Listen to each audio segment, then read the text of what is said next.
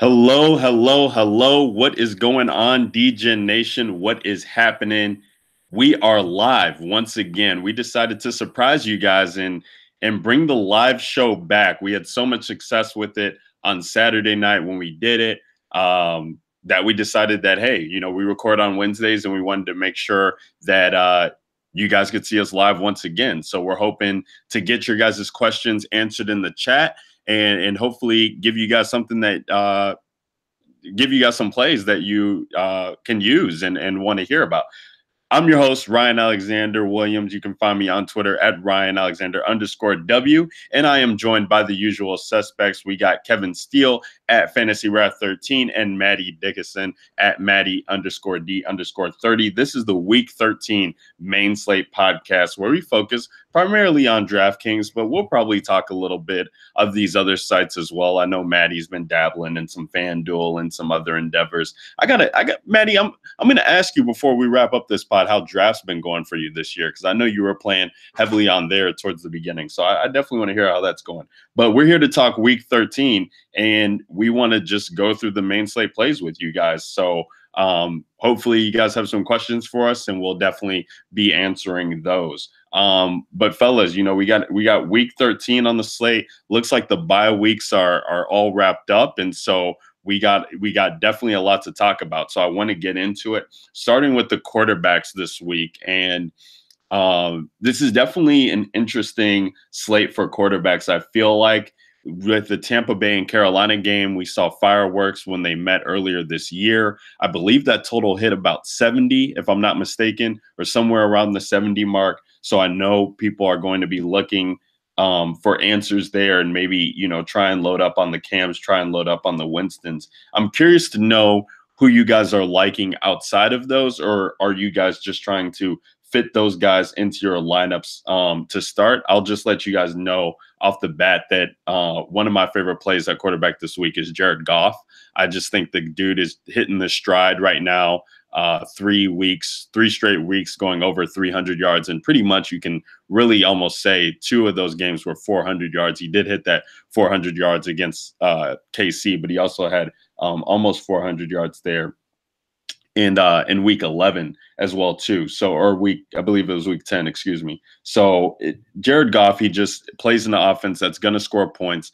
I love just getting the contrarian stack there with Goff and Gurley if that's where I choose to go, or just trying to get all the Rams touchdowns through the aerial attack where this guy can put up 3 to 4 scores. So I'm definitely looking at him. And then another guy I'm looking at, and I want to get your guys' take on this, is Tom Brady at home going against the Minnesota Vikings. It doesn't look like a great matchup on paper, but this is still Tom Brady, and the Patriots are really playing for playoff seeding right now. I don't think they're in jeopardy of missing by any means, but they're definitely, playing for their namesake right now, I feel like, and much to say about the Kansas City Chiefs, who have been, wrecking things, and Houston's been on a tear, rattling off 8 straight. And I just think the Patriots have been forgotten about. And with that being said, they get this Minnesota team where I feel like the focus is going to be on Brady. He's going to have to throw in order to get points on the board for this team. And he's at a low price tag here where it's just really hard for me to ignore. 5,800 on DraftKings, and the ownership I think is going to be so minuscule that I think this is definitely a game where he could succeed. So that's what I'm looking at. I want to hear where you guys are. Maddie, I'm going to start with you because you look like you were ready to chime in there right off the bat. So who's a quarterback you're really high on this week, and where is your game theory and early builds getting you to? Yeah, so I know we talked off air before the show that I was going to try to make a conscious effort to kind of play some guys that I love, but that are going to be lower owned to try to get an edge on the field. So it's not necessarily me just playing low owned guys just for the sake of playing low owned guys. I'm going to try to find my short list of guys that I want to play, and then from there I'm going to say, okay, well, which of these guys that I know on paper are my favorite plays, and then see which ones are going to be the lowest owned and kind of go from there. And right now it's looking like, from my short list, the guys that are going overlooked is the first guy's Andrew Luck. I know he's on the road here against Jacksonville. But they're going to be without Jalen Ramsey, it looks like. And Marlon Mack is currently in the concussion protocol as well. So if we get no Mack and no Jalen Ramsey, I just don't see a way that Andrew Luck just doesn't smash in this spot. And it's going to be pretty easy to stack up the pass catchers with him too, because you have no Jack Doyle now. So you have Ebron, who you can pair with him, and you have T.Y. Hilton, who doesn't have to go against Jalen Ramsey most likely. So I absolutely love that Colts stack there this week. And then another guy that I'm looking at that's kind of going overlooked is Kirk Cousins. 5,500 on DraftKings and I think around 7,600 over on FanDuel. That just feels insanely cheap for a quarterback that we've seen put up ceiling games all year. And you mentioned loving the New England side. And if New England explodes at home, it's going to require Kirk Cousins to have to throw the ball as well. So I haven't been that impressed with the New England defense this year, and I think this is a great spot. Even though Kirk's on the road here, I think you can take a shot on him.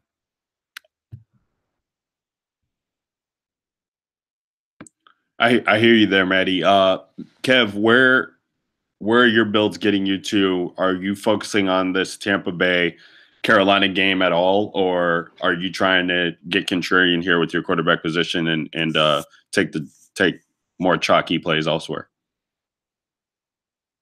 Well, I mean, again, it starts very easily with Pat Mahomes. He is 7,600, so I mean, he's $1,000 more than Cam Newton, $1,200 more than Jared Goff, $1,400 more than Aaron Rodgers. I mean, the list goes on, right, of guys that he's more expensive than. But there is nobody that provides a greater that, in my opinion, has a greater ceiling than he does on this slate and gives you a solid floor. Yes, there is the worry that the Chiefs could just smash the Raiders early, and where maybe Mahomes doesn't have to do as much, where maybe Kareem Hunt finds a few touchdowns and he doesn't quite hit there. But no matter what, he's going to give you at least 20 DK points. Obviously at 7,600, that would not be fantastic. But I do think that he could easily get to the 30 mark in this game. The Raiders are just absolutely horrendous. The Chiefs are coming off a bye. For a lot of teams, you would be nervous about that because some teams, kind of have a letdown game after the bye. But Andy Reid is the man after bye weeks. I think he's only lost like 1 or 2 games in his career after the bye. So I think you can play Mahomes. Now, it's tough because if you want to pair him with anybody, I mean, they're all priced up. Tyreek Hill is almost as much as Todd Gurley is this week. He's 9,100. I mean, he is far and away the most expensive wide receiver on the slate, $900 more than DeAndre Hopkins. And then same thing with Travis Kelce. If you wanted to play him at $7K, I mean, you're going to have to pay up for anybody in this from this offense, but rightfully so. But so I think for me, it starts with him. I still have no problem playing him. He's not going to have any ownership because people aren't going to want to pay up for him. And there's plenty of other options this week where you could go to. So, but I think having Patrick Mahomes, I don't think you can really argue that. Past him, I do like Aaron Rodgers. I think this is a week where they can kind of bounce back at home against Arizona. Arizona has been better against the pass than they have been against the run. But, I mean, the Packers desperately need a win. Mike McCarthy, I've done it for the last 2 weeks, and the same tweet, has Mike McCarthy been fired yet? Because the dude needs to be fired. Just an awful coach. But I do have some interest in Aaron Rodgers, who's only 6,200. Nobody's going to play him. I think this is a ceiling game that he could easily, surpass. And I do like him a lot in this matchup. Moving down, I definitely agree with Kirk Cousins. I don't know what DraftKings is doing by having him at 5,500. It makes zero sense. I mean, the Patriots have not been great. Whether they're at home, it doesn't really matter to me. They've allowed the 6th most DK points to the position on the season. I don't really understand it, but so unless he's going to be like mega chalk, I have no problem playing Kirk Cousins at his price. The big question for me is going to really come down to Jeff Driscoll. Here it is. Here it comes. Yeah. So I don't play cash. So this, I mean, obviously when I'm talking about this is in GPPs as well. Going against Denver, they are at home. They're going to get AJ Green back this week. Denver's defense is not nearly as good on the road as they are at home. So we don't have to worry about that with Cincinnati being at home. And Jeff Driscoll provides the same sort of rushing upside that we're all excited about, like Lamar Jackson, or even Josh Allen last week, or Mitchell Trubisky this year. The dude is legit, has wheels. I mean, he ran a 4.56 coming out of the combine. He's not a small quarterback. I think he's 6'4", but he does, possess that ability to get out of the pocket. He's actually has 2 rushing touchdowns in in 2 of the last 3 weeks. Had one last week, and then he came in and I think mop up duty and had another rushing touchdown. So you like that. And with getting AJ Green back, I think that's huge for the offense. If he does indeed return this week, AJ Green said, I think today, that he plans on playing this week. So we'll see. But at 4,500, I mean, how can you not love Jeff Driscoll? And especially with him having the ability to get out of the pocket and extend plays with his legs and pick up yardage on the ground and possibly a rushing touchdown, which we know is huge on DK. So I don't know how you don't play Jeff Driscoll at this point, to me, in my opinion. I think you should have at least consider him and have some ownership of him, because I think he could easily get 25 DK points, in my opinion, in this matchup. And I really like Jeff Driscoll. And I think this game has the ability to be one of the higher scoring games on this slate. And not a lot of people are going to want a lot of attention from on this. So there's a lot of ways you can go if you want to run Jeff Driscoll, and especially if AJ Green's back. You could definitely play CJ Uzoma, who has kind of been something we've wanted to play but hasn't really done anything. But if you look at Jeff Driscoll's starts that he has this year, I think he has like 30-some attempts on the season. CJ Uzoma has 13 targets in that. He has been targeting the shit out of CJ Uzoma. So I definitely think you can play some CJ Uzoma with him. And also maybe a Tyler Boyd, who had a big game last week with Jeff Driscoll and with Jeff Driscoll in the lineup. I think he got his touchdown with him as well. So, yeah, I don't know if you guys can play Driscoll, but at 4,500, I'm a fan. Well, I would pump the brakes on the easily to get to 25 there, even though it's a home matchup going against Denver. That still kind of worries me. Definitely having AJ Green back, I think, would be awesome.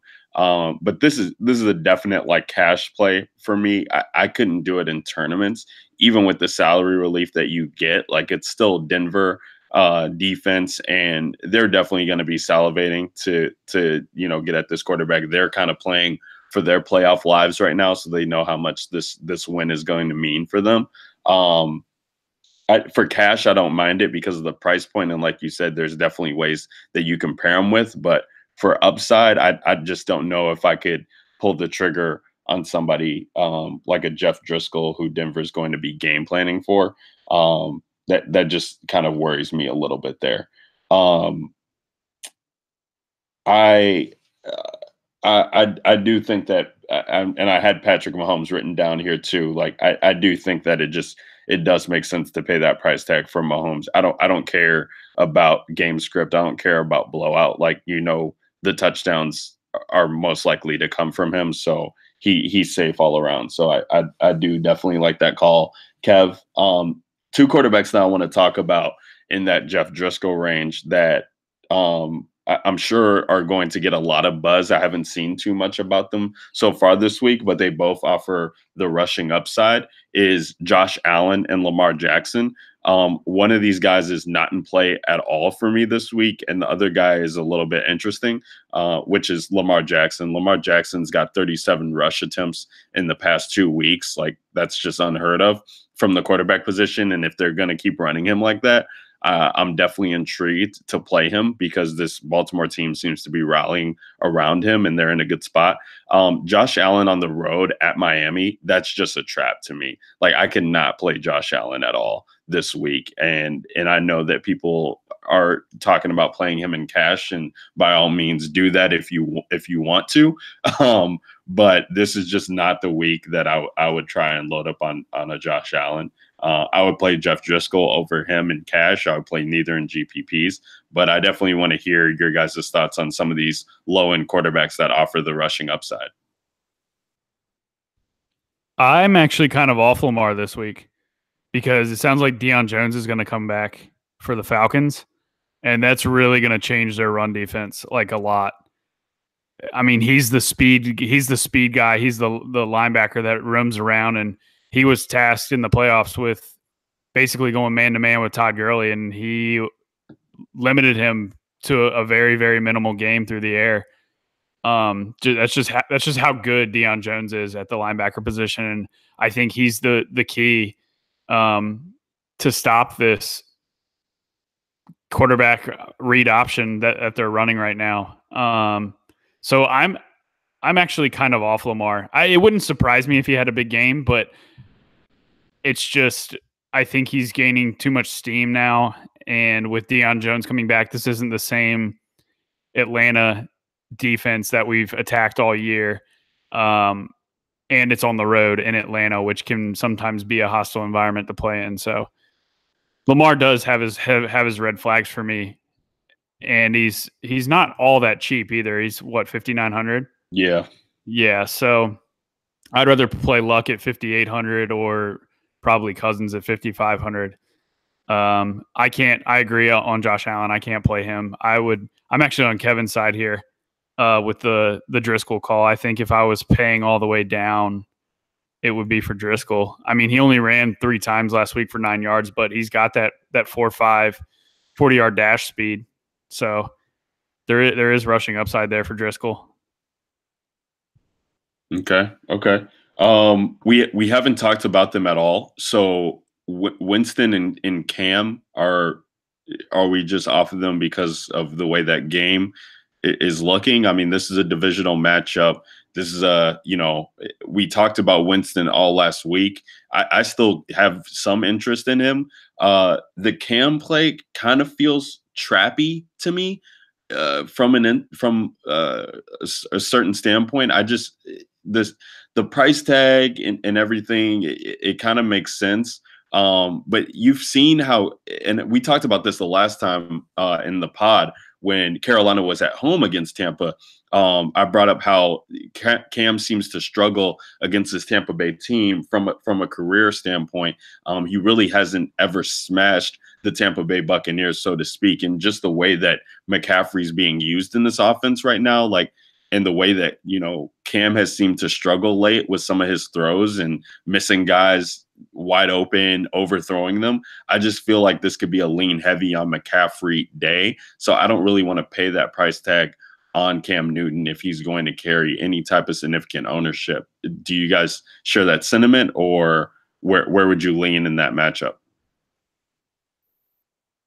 Cam's probably my cash quarterback.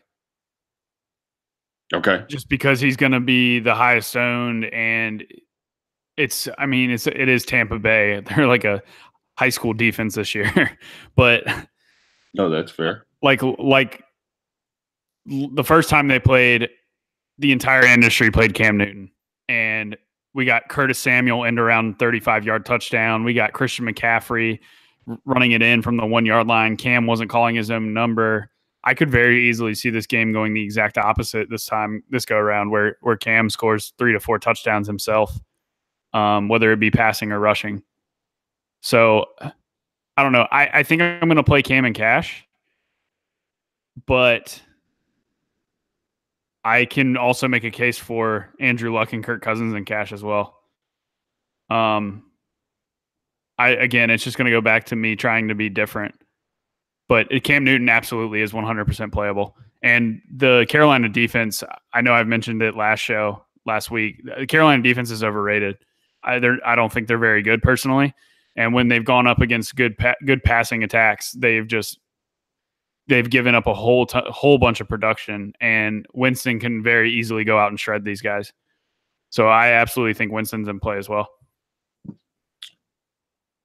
Yeah, Kev, I want you to chime in here before we move on to running backs too. But I would just say that, the quote unquote smash against Tampa Bay, I don't think we've seen that since pretty much week 7 against Atlanta. Like the other quarterbacks that they face, yeah, they've had good games and good matchups against them, but they haven't really smashed. Like Matt Ryan was the last quarterback to throw for 300 yards against this team. And it's because all of their whole defense is just so bad that all of these other plays are getting involved. And the way that Tampa Bay has been turning it over with their quarterback, so to speak, with Fitzpatrick and Winston, it's given the other team short fields. So the quarterbacks haven't been tasked with doing much. Now, I do think that this Tampa Bay team showed last week with Winston that they are going to, rally around him and get the job to be his. So if this game can stay close, maybe we do see Cam hit that point. It does kind of worry me a little bit if the ownership is going to be significant, like you say, Maddie, which I think it will be in like the Millie Maker tournaments, the 20 maxes, the, big dollar tournaments that you have. And definitely in single entries, like I would get away from Cam as much as I could, just on the off chance that like that game does go awry or you don't get what you want out of it. And like, let's be honest, like the way their defense is playing, like the offense really hasn't looked that great to start games in the first half either. Like they really have hit a schneid here, and I don't know what it is, but this losing 3 games in a row has definitely got to him. And I'm not saying to full fade Cam. I don't know if I'll have any. To be honest, at this point now, it is early pod, and that's why we talk through these things. But I'm just looking at the way that quarterbacks have played them in the past, and there's no reason for me to believe that Cam is necessarily going to be the highest scoring quarterback on the slate. No. And I mean, I think there's a number of ways that he doesn't get there.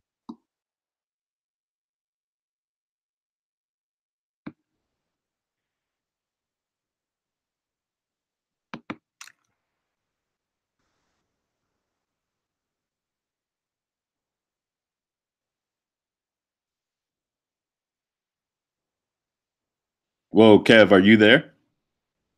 Yeah, he's not coming through for me either. Yeah, I had it on mute. My bad. There we go. There we go. Welcome to Moe's. You could edit that out on the recording, Kev. We just wanted to make sure we still had you. Yeah, it's my bad. Go ahead, Kev. You were talking about Cam Newton. Did you hear anything I said? I heard there's a number of ways that this could go wrong, and then nothing. Oh, I messed up. I don't know what I did. Anyway, so all right. So, but no, I just think there's a number of ways that could go wrong. Cam's just somebody I've never really cared to play. I don't know. I just never can get on him. 6,600. I just don't think it's needed. If I want to pay that high up for a quarterback, I'll find an extra way to get the extra K and pay Pat Mahomes, where I just know that I feel good about what he can give you. Can he get ahead of this? Of course he can. He could go out and give you 35. It is very easy, but I just don't know if I'll have a ton of him. I do think Jameis Winston is definitely in play at 6K. We just know that they're just going to throw the ball. Their defense is horrible. They're probably going to be playing from behind. And so I definitely think that he is somebody that you can play. But I do think there's another game that nobody's really talked about. And I think it's this Cleveland and Houston game. You have two teams. Cleveland has really, kind of gotten on a roll lately. Really, I mean, crazy that they fired Hugh Jackson and all of a sudden their offense comes to life. I mean, I don't know. That's wild to me, but easy Baker. I love Baker with what he's been saying about just dropping, bombs on Hugh Jackson. But anyways, and then on the other side of the football, you have Houston, who has been rolling as well. This Houston's at home. Deshaun Watson as 6,100. Do you guys have an interest in either one of these two? With Watson at 6,100, Watson hasn't been throwing the ball as much because he really hasn't needed to. Now, we did see it last week against Tennessee where they opened up the offense a little more because they got behind. But do you have any interest in Baker at 5,600 or Deshaun Watson at 6,100? Absolutely. I love Deshaun. I think he's a great play because we usually see him. He has these big games whenever he's kind of like Russell Wilson. Like he'll have the massive games whenever there's somebody pushing him on the other side and he can't just turn around and hand it off to Lamar. I know they've been trying to run the ball more recently because the offensive line had been playing so bad that when you run the ball, you kind of take that away and you give, there's not as much pressure on the quarterback and you don't turn into second and 13s because you get sacked on first down. So they've been able to run the ball effectively and they've just kind of stuck with it. But if this turns into a shootout, then I absolutely do think you could load up on some Deshaun and Hopkins. Hopkins is due for one of his signature games. Yeah, Watson is intriguing to me too, and I want to play Hopkins. It's Denzel Ward's so legit. This guy is legit, and it would be one of those things if Will Fuller was out there, I would love Deshaun Will Fuller stacks this week. Like I would just be way over on the field on that type of stack. Paying up for Hopkins this week, I can definitely see it paying off. And Watson is just he's this guy that he's kind of getting like Aaron Rodgers ass, Drew Brees ass, where he doesn't either force it to Hopkins, which was the great thing that we loved when it was like TJ Yates and Tom Savage, because you knew that Hopkins was getting the ball, but he could throw it to these tight ends who are no names. Kiki Kute had a ass game on Monday, and he could go out there and maybe get some work in this spot. Demaryius Thomas is getting 2 touchdowns now, so it's hard to see who to pair him with, but definitely Watson does definitely make some sense against this Browns team here. So I definitely like that and have to look closely into that as the week goes on. But let's move on to running backs, guys, so we can talk about some of these skill position players, because this is where the bread and the butter of the lineups come in from, and there's a lot to talk about here with the running back position. We talked last week, and I felt like we were spot on saying that it was a 3 running back week. A lot of running backs definitely paid off on their price tag, and I'll be curious to see where the ownership comes in this week. And I definitely want to have a open forum conversation about this, because injuries are playing a part at the running back position already. So I think that ownership is going to be lower on some of these guys that we like, and some of these mid-tier guys are definitely coming to play. Definitely you got the guys at the top like Todd Gurley at 9.3, Christian McCaffrey at 8.8, Saquon Barkley's all the way down to 7.9. This is a really intriguing spot for me. I'm going to have to play Saquon at 7.9. Even going against the Bears, he's at home. We just see this offense run through him. There's just nothing to that.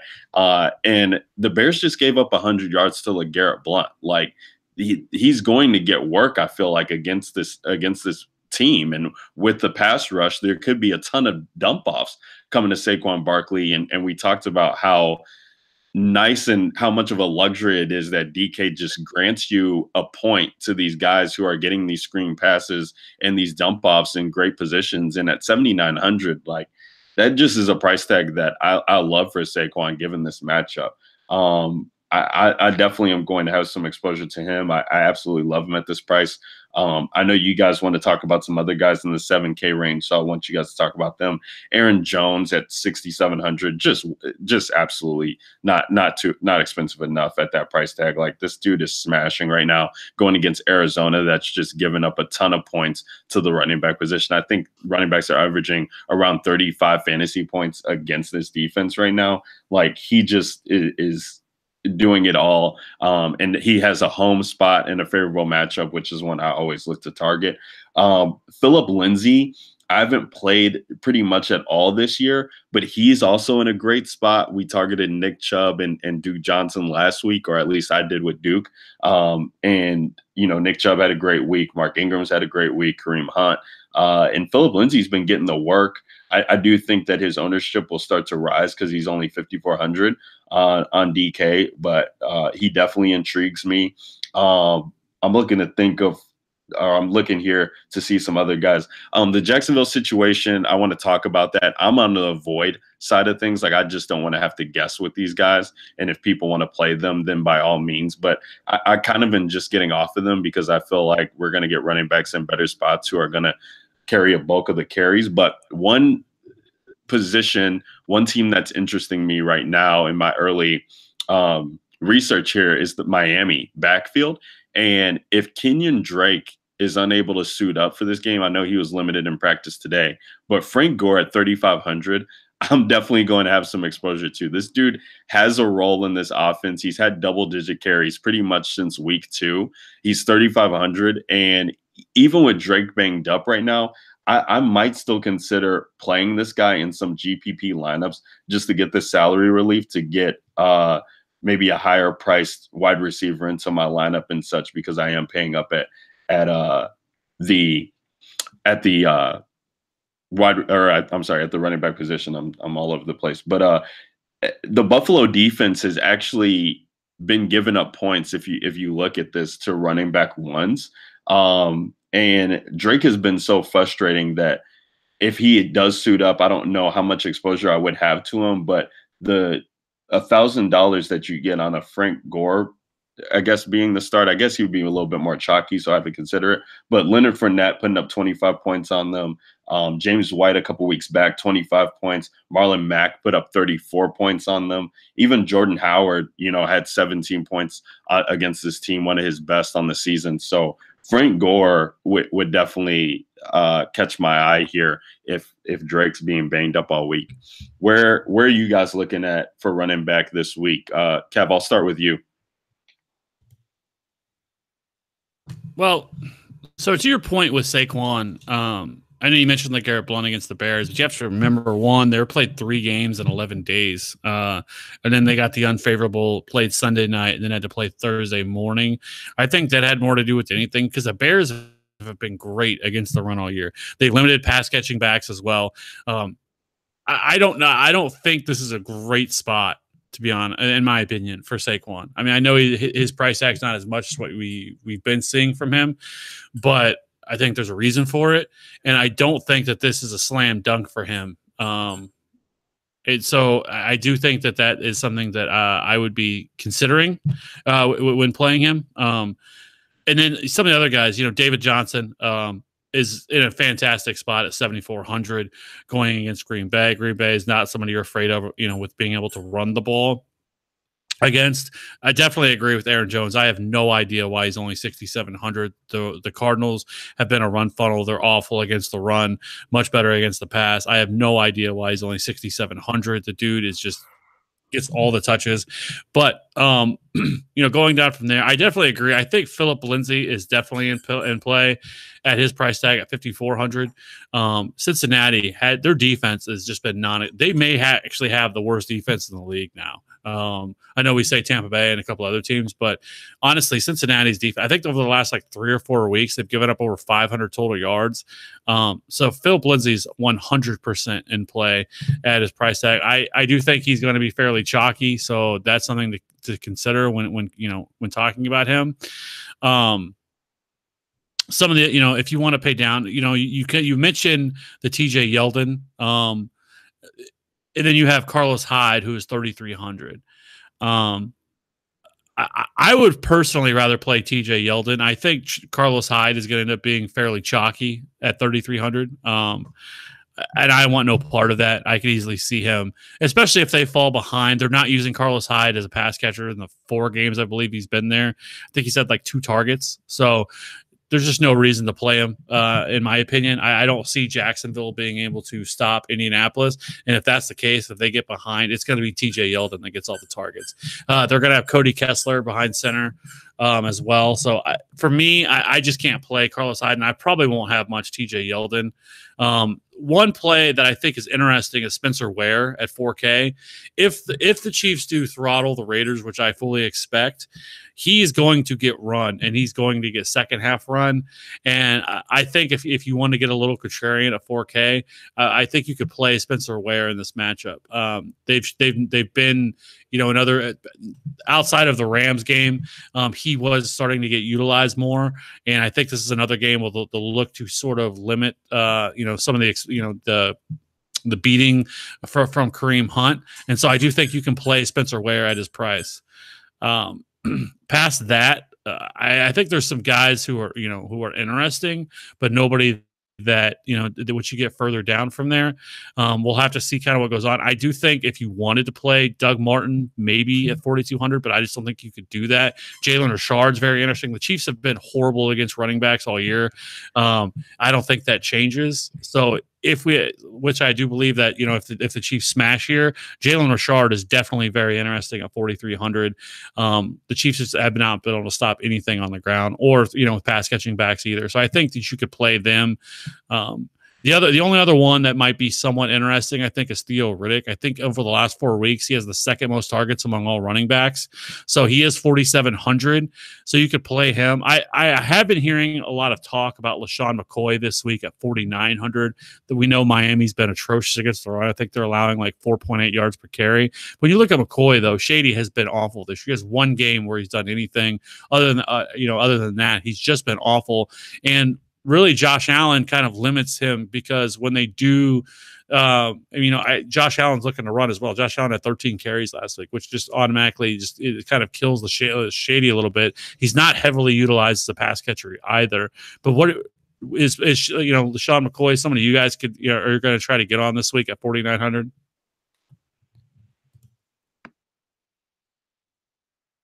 I can't play LeSean McCoy. I'd rather. My off the wall guy that I would like to play is $900 cheaper, and that's Jordan Howard against the Giants. 2 weeks ago, I played Peyton Barber, who had been non-existent the entire season, and he had 18 carries for 106 yards and a touchdown against the Giants. Then last week, all in on Josh Adams, and he should have had 23 carries for 136 yards and 2 scores. But he had a 52-yard touchdown get called back on a terrible holding call. So he ended up with only 85 rushing yards and a score on 22 carries. But, man, this Giants run defense is just so bad since they got rid of Snacks Harrison. And this is a perfect spot for them to just kind of lean on Howard. We've seen Howard get some carries this year. Granted, he hasn't done much with them, but in the games where they've been leading, I mean, they've been willing to give him some volume. Like you've seen games where he had 18 carries 2 weeks ago against Minnesota, and he took those for 63 yards. I mean, if you give me 18 carries against the Giants, Howard's pretty much a lock to go for over 100 yards. And I think he ends up getting in the end zone 1, maybe 2 times here. And he's projected to be around 1% owned is what I'm seeing. So, I mean, it's just one of those things where it's just kind of a matchup where the running back's just an auto play. And I think Jordan Howard at 4K makes a ton of sense. And then you guys obviously touched on all the other guys that I'm interested in, like Gurley, McCaffrey, David Johnson, Mixon. I don't know if you guys touched on Mixon at all, actually. So last week he saw 7 targets with seven targets in total and saw 4 with Driscoll in the game. So Driscoll will look his way for some dump offs, and this is also a good running matchup against Denver. We've attacked Denver with running backs all year, as they've been pretty soft against the run, and you get Mixon at home, and they're going to have to run the ball if they want to put any sort of drives together. And hopefully with AJ Green back, that can take a little focus off Mixon as well. So I think Mixon and David Johnson kind of get lost in the shuffle up there in the 7K range. And I think I'm going to make them a priority this week to roster. Outside of Aaron Jones. Aaron Jones is probably my favorite point per dollar play on the slate. And then you mentioned Phillip Lindsay. He's obviously an awesome play against this non-existent Cincinnati defense as well. But that's pretty much where I'm at. Jordan Howard is my off the wall low owned guy this week. I like that, Maddie. A lot of talk here in Chicago about how they're going to get Jordan Howard involved going forward now that the Bears look pretty much like a playoff team. Take a lot to not get them in there. And they pretty much have been matchup dependent. Matt Nagy talked a lot about how he didn't want to run him a lot against this Detroit front 7 on Thanksgiving, that it just didn't seem like a matchup that he would excel in. And so now you're looking at a matchup against the Giants, which is pretty good on paper, as you're alluding to. And if they're not going to use him here in this spot, then where are they going to use him? So that is very intriguing there. And this price tag for Jordan Howard, man, I mean, this is a guy, we don't talk redraft a lot on this pod, but this was some people's RB1s going into the year. Like we were very high on Jordan Howard, a lot of us, and it just has not kind of worked that way with him. But this is definitely, a guy that they spent a 3rd round pick on. So I think they definitely want to see if he has room in the system to be that guy. Otherwise, he might not be here next year. So this is definitely one of those get right spots, quote unquote, that I think we could look at. I do want to ask you guys about who you would pay top dollar for of the running back position if you had, 8K or what should I say, 8,500 or more. Like, who's the running back that you guys want to play on DraftKings if you had like a flex spot left and had that money and you could only play a running back? Like, is it McCaffrey? Is it Gurley? Who? I guess those are the only two running backs in that spot. But would you go McCaffrey? Would you go Gurley? Would you go Hunt? Would you go Saquon? Of those four, Barkley feels too cheap at 7,900. I mean, he even like going up against the Saints earlier this year, who's also they've been at the top of run defense categories in every single metric. And he still put up 22 DraftKings points against them. He had 10 carries for 44 yards, a touchdown, 8 catches for 56 yards. So, I mean, Barkley just feels matchup proof, and he's 7,900. It just feels too cheap. Anything below 8K is too cheap for him, regardless of matchup. So I think I side Barkley on a point per dollar, but this just feels like a Todd Gurley smash week incoming. Like we saw Gurley be like 95% owned on Showdown Slate when they played the Chiefs 2 weeks ago, and Gurley was a no-show in a game that had 105 points scored. So I feel like the industry may kind of be off of him a little bit and be more on McCaffrey after McCaffrey's exploded in 3 of his last 4 weeks for over 30 DraftKings points. And last week he had the 51. So I think this is a Gurley week though, especially with Cup out. Gurley gets an uptick in red zone targets, and Detroit got a little bit better with the addition of Snacks, but it's not anything that's going to get me off Todd Gurley, as Todd Gurley is similar to Saquon. He's just matchup proof. So I think Gurley and Saquon would be my top 2 out of the top 4. But yeah. Kev, what about you, real quick? I think all things considered, if we're considering price and everything else here, I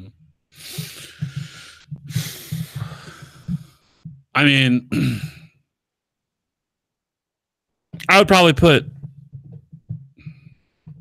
It's tough because I think that Saquon would probably be 4 for me, and then I would probably go Kareem Hunt, and then probably Gurley, then McCaffrey. Okay. But I could easily see, but we didn't really talk about Kareem Hunt, but I could easily see Kareem Hunt having a monster week in this game. Like I said, if the Chiefs get up, they're going to let Kareem Hunt go a little wild. There's just nothing from Oakland's standpoint that even remotely worries me about anything that they could do. So I do think Kareem Hunt's going to go a little overlooked. And I do think there's going to be people that are afraid of the blowout factor, and it will put too much emphasis on that. And I think that could hurt some people because Kareem Hunt could easily, give you 30 DK points. So I definitely think he's in consideration. I know Saquon has been a beast. And I don't know. I just believe in this Bears defense a little bit too much that I just don't think he will get you exactly kind of what you're looking for. Because if he gives you something similar to what he did in that Rams game, and he only gives you 22 at 7,900, you're not really excited about that. Right. Oh, that's fair. That's fair. I do like Hunt this week as well too. It makes a ton of sense if you're not playing Mahomes or Tyreek Hill to get exposure to that game. So definitely, want to look at him as well too. Speaking of Tyreek Hill, when we move over to wide receivers, I'm floored by this price tag for Tyreek Hill. His road splits are legit. And this is obviously a matchup that I think he can 100% smash against Oakland, but 9,100 for him is just so high. I want to have exposure to him. It's just so hard to get to him at this price tag. It's really incredible what's become of Tyreek Hill. But I mean, I don't think it's unjustified when the guy can take the top off of these defenses in legitimately a play, and put up 13 to 14 points on one play because of his speed. So there's just nobody in Oakland that can keep up with him. I want to find ways to get to him. I just don't know how I can at this current point. But I love him for GPPs because I think people are going to react the same way that I do, see that $9,100 price tag on a wide receiver. And we have talked a lot about paying down on these wide receivers, but one of those things just feels right. Like, it just feels right to pay that for Tyreek Hill in this matchup. So I definitely want to get exposure to him.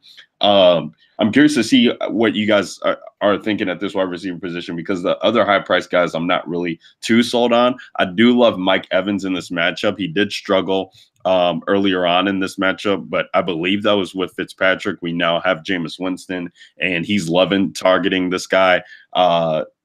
His number one receiver. These Carolina corners cannot cover anybody right now. It's pretty atrocious the product that they're putting out there. And Mike Evans is the guy. I think we've seen that clearly. Deshaun Jackson, he looks banged up. Adam Humphries does have a role, but Godwin isn't really a factor with Jameis. And then with no OJ Howard, you just have Brake that he's competing for. So I do think Mike Evans can pay off that $8,100 price tag. He's one of my favorite receivers this week.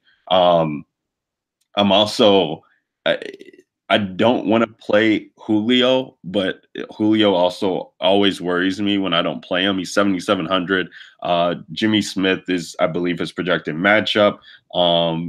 Matt Ryan is, he hasn't been the same. So if I'm not playing Julio, I guess another guy I'm looking at is Mohamed Sanu. If Calvin Ridley misses, wide receiver 2s against the Baltimore defense have kind of made a role for himself. I believe Baltimore's ranked 24th against wide receiver 2s.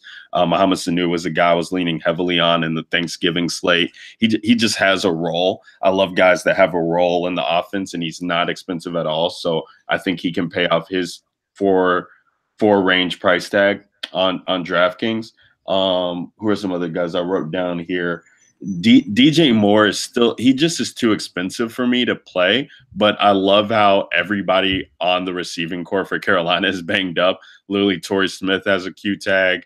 Who else is Devin Funchess obviously has been battling the Q tag, and Curtis Samuel. So like DJ Moore legitimately might be the only healthy guy at the wide receiver core in that offense. And Greg Olsen has really done nothing. So I definitely think I have to consider DJ Moore at this point, but the price tag I'm not in love with. Emmanuel Sanders I'm going back to.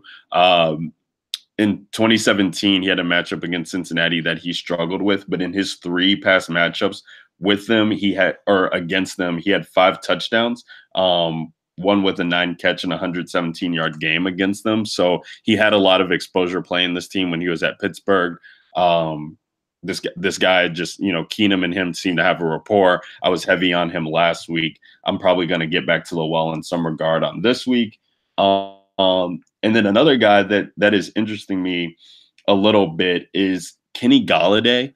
I think the matchup for him is good as it stands right now going against Troy Hill. I am a little bit concerned that one, what Marvin Jones's status will be going into the week, and 2, what Talib's status is, because if Talib comes back, I probably don't want anything to do with the Detroit offense at all. But I just need to monitor that. So that's pretty much where I'm at right now with the wide receiver core, or with the wide receiver position. But I want to hear where you guys are. Maddie, talk to me about wide receivers and what we can do here this week.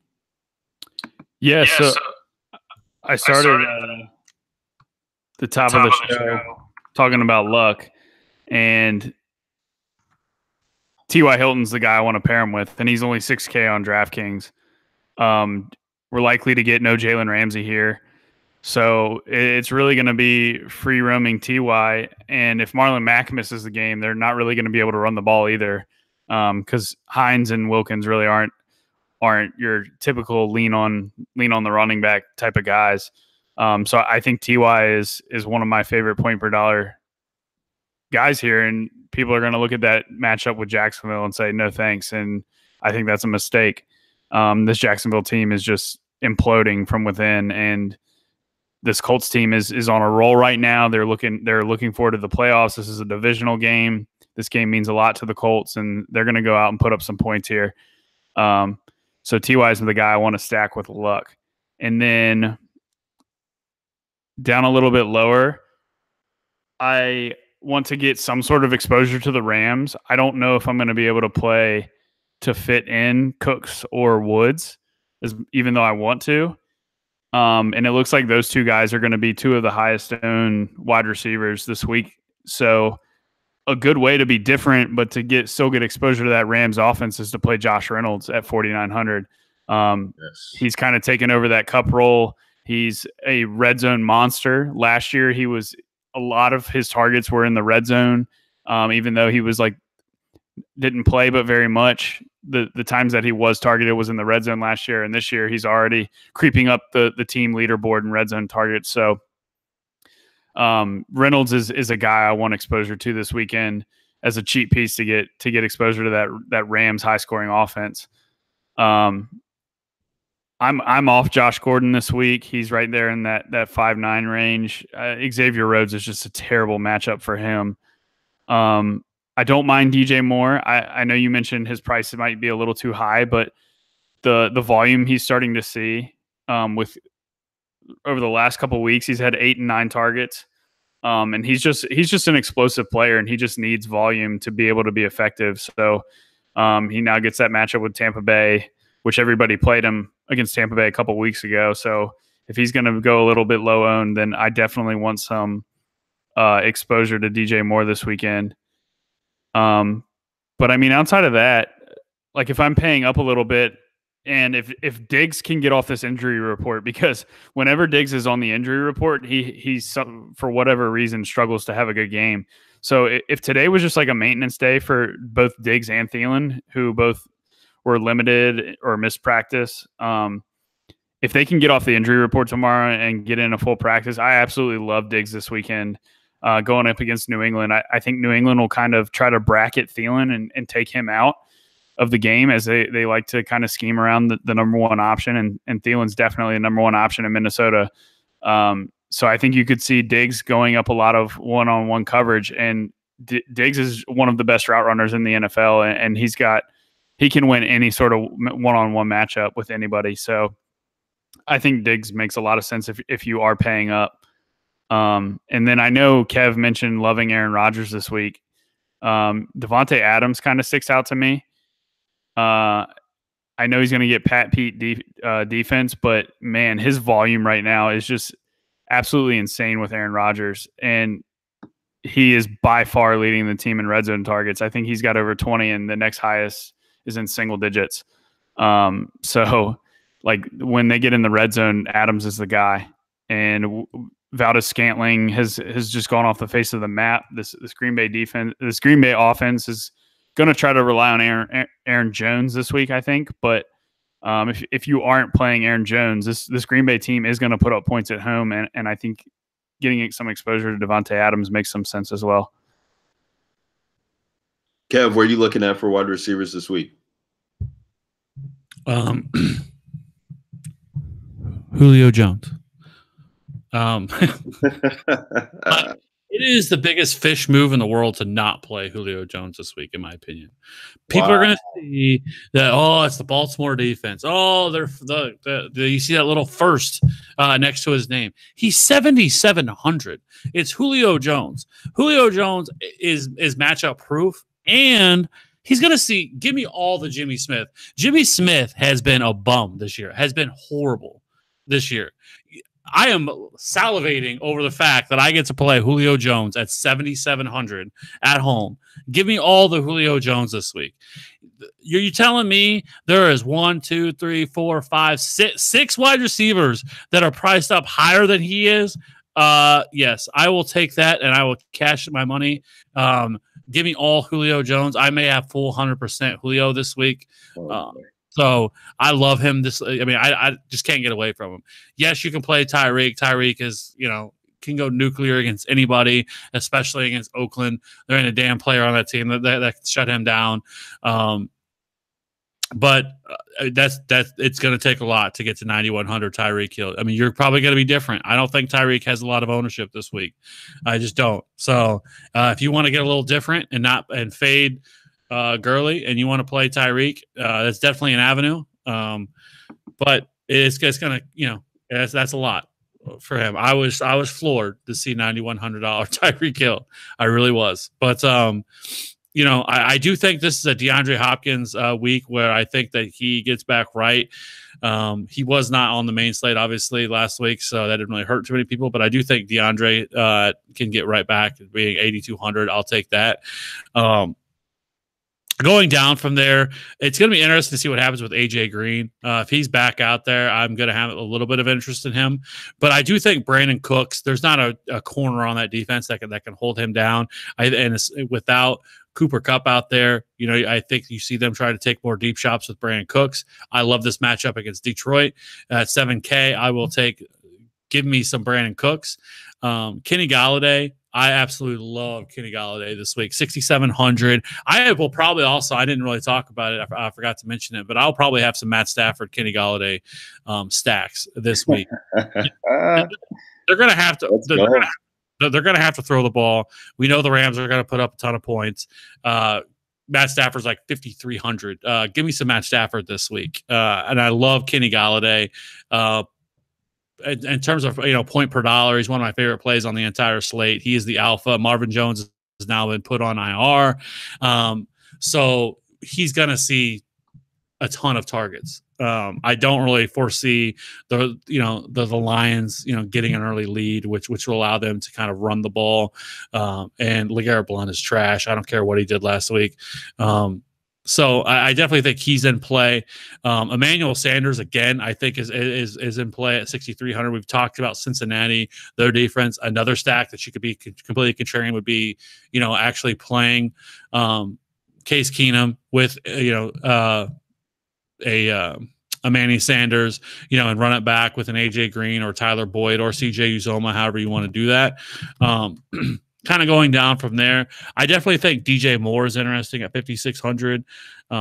I think you could take a look at him. Corey Davis at 5,500. He is definitely a wide receiver one against Tennessee or against the Jets. I'm not worried about that one bit. He can definitely get on top of that. We saw just against the Texans on Monday night. Somebody who could get you 100 yards and 2 touchdowns. I will have some Corey Davis at 5,500. I just think his target share, they don't really have anybody else in the offense, especially if Taywan Taylor's out. They haven't really been able to run the football much. Deion Lewis has had those couple big weeks, and ever since then, everyone's wanted to play him, and it's just hurt everybody.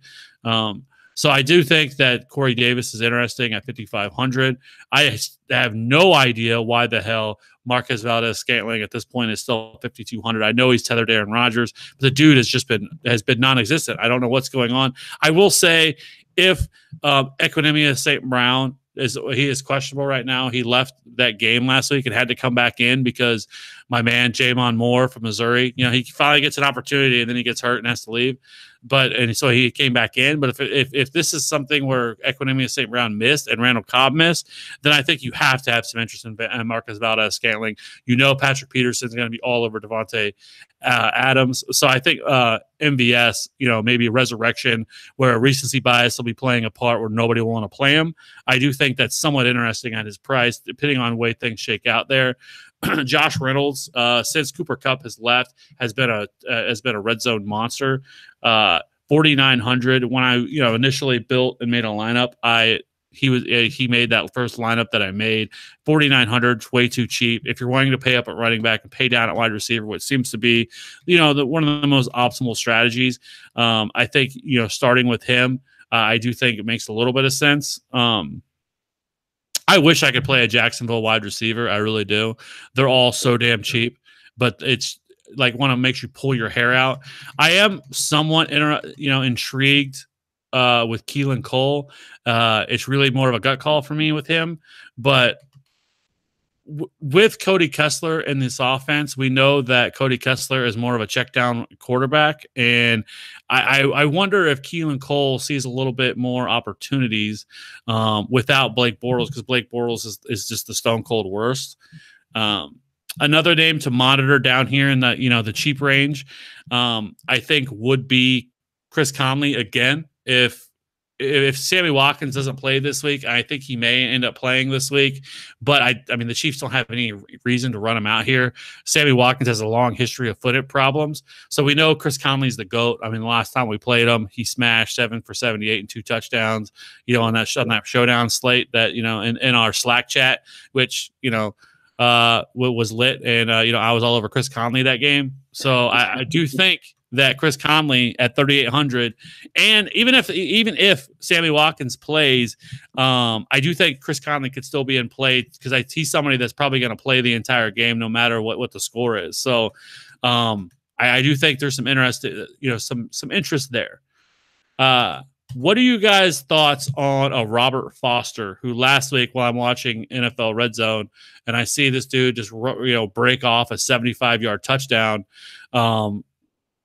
and I'm like, what? And so then, I start looking into this dude, and actually the last 2 weeks that he's played, he has 3 receptions on 4 targets, 105 yards, had 16.5 at no. And then week 12 against Jacksonville, he had 3 targets, 2 receptions, 94 yards, and a touchdown for 17.4 at the bare minimum.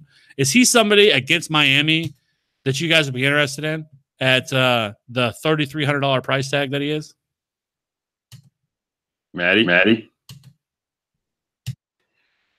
caught me off guard with this one.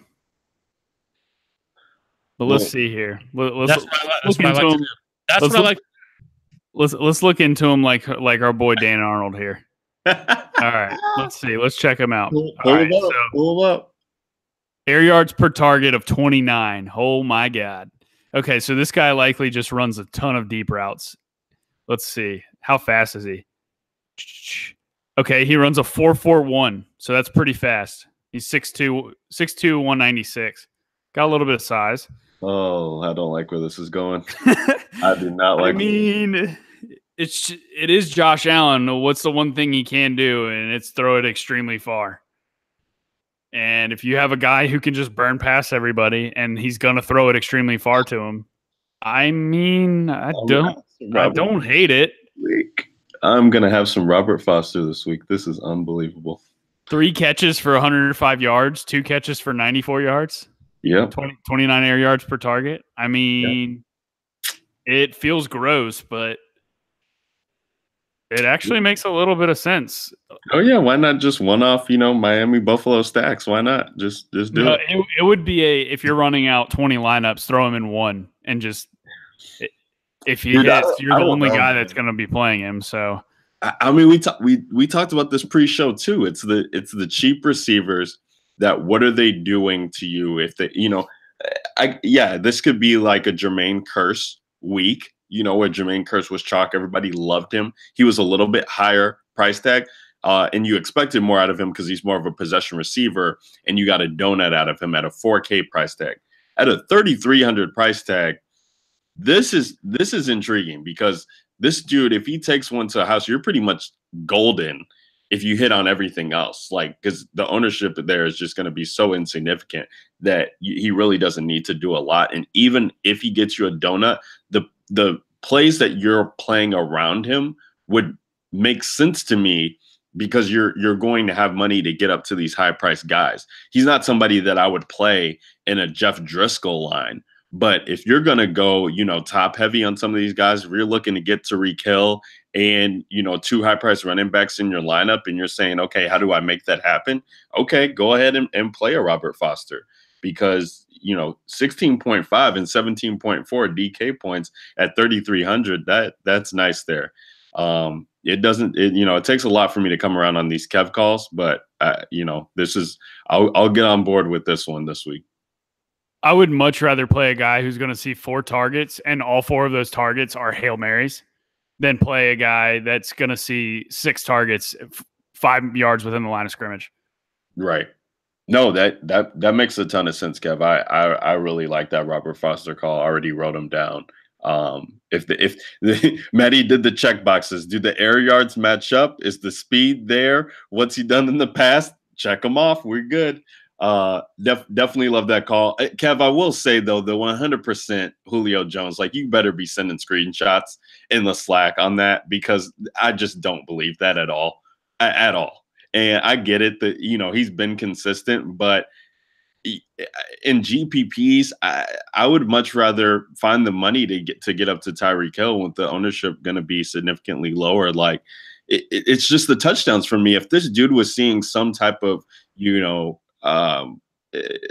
the progression for touchdowns for him was going to be a little bit greater, I would love it that much more, even at the, second highest or second lowest price tag that he's been at on DK all year. Granted, week 1, he was 7,600. So the price tag does make sense, but this Atlanta team, if Ridley misses, I would have a little bit more interest in him than I do now. But the way that, Hooper's been involved and Tevin Coleman's getting involved in the second half, they got Sanu there, Ridley's got a role. There's just so many other options that Matt Ryan likes to go.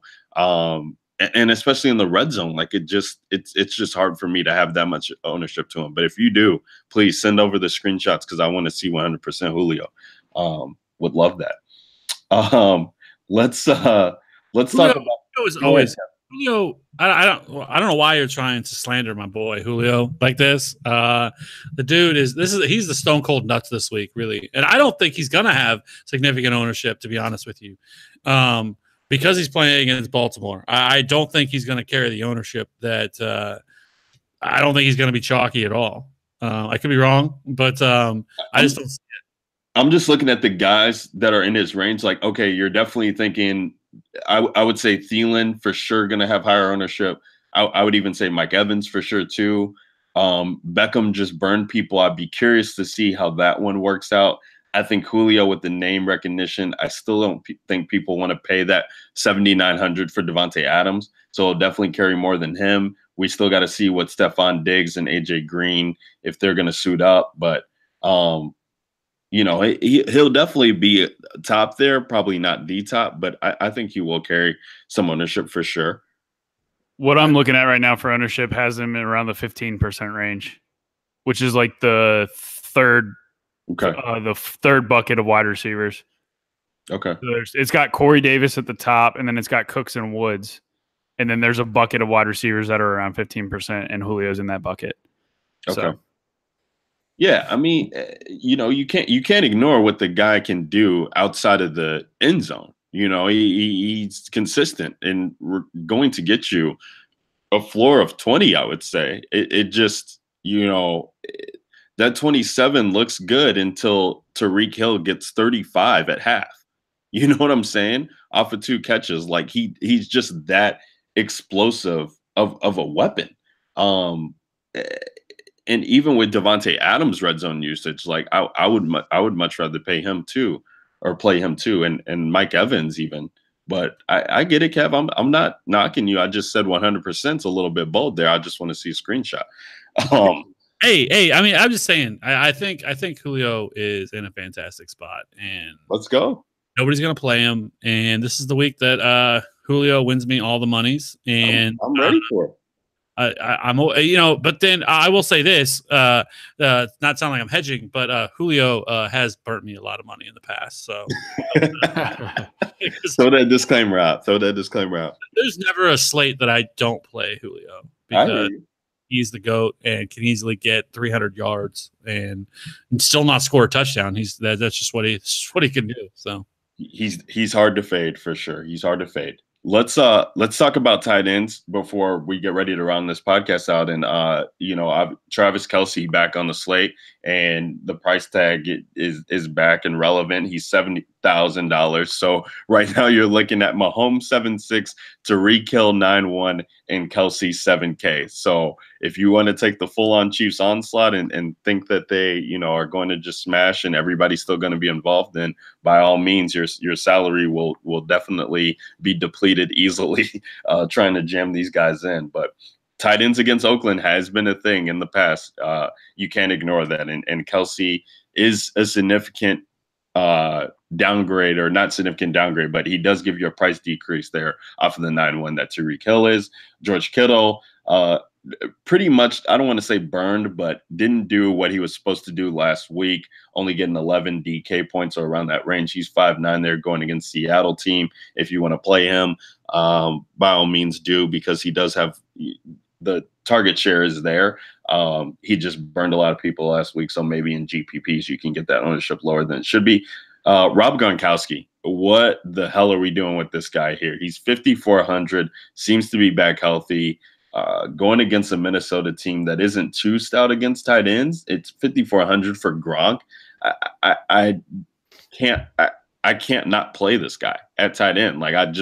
This is a guy I want 100% ownership of. Like Gronk 5,400 on a tight end position that I have trouble, figuring out every week. Like, sign me up.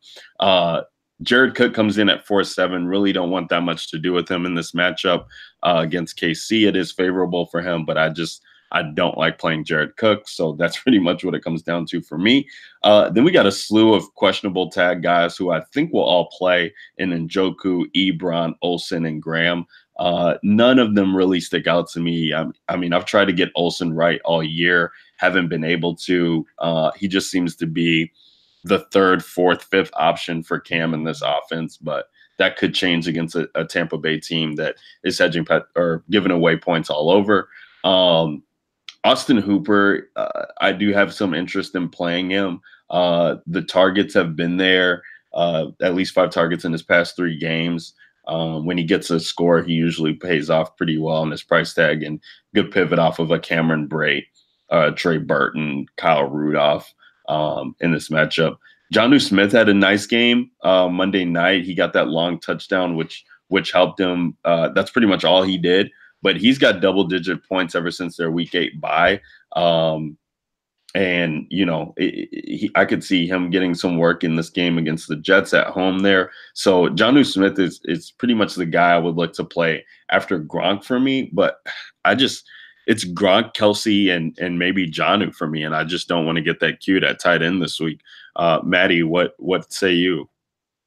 So you're probably going to hate this, but I think I'm going to play Matt Lacoste this week. Oh, yeah. no. Yes. That was going to be the guy I was going to talk about. Yes. Oh, boy. Jeff Heuerman actually was leading the Broncos in red zone targets this year.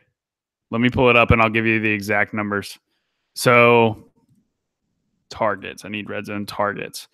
Heuerman had 13 red zone targets this year. Sanders has 12. And then DT had 8. So, to me, I think Lacoste is just going to slot in and play Heuerman's role. Like, they're very similar in size.